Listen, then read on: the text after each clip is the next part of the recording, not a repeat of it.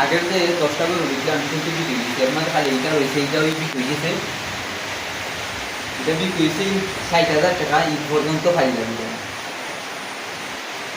আর এখন লইছি 9,000 লইছি, ওটা একটা ফলন 9,000 ওটা লইছি।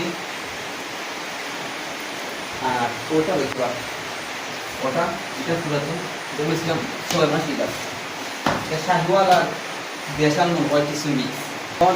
ইগোরটা কিনছি আমি, ধরে নিলেন একটা ধরলাম আমি কিনছি 20,000 টাকা কেনার বাদে এটা কিনছি 1 মাসের হিসাব আর কি, 1 মাসের মতন আছে ঈদের বাকি। কিন্তু 1 মাসে এই গরুটা লালন পালন করে যদি 5,000 টাকা পাই তাও তো পাইলাম।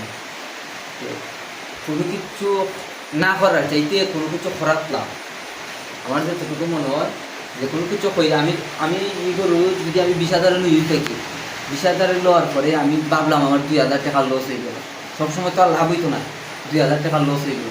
2,000 টাকা লসও এই 2,000 টাকা লাভ, কারণ ওই গরু আপনি 20,000 টাকা দিয়ে কিনছেন, ব্যক্তিগত একটা অভিজ্ঞতা হইল।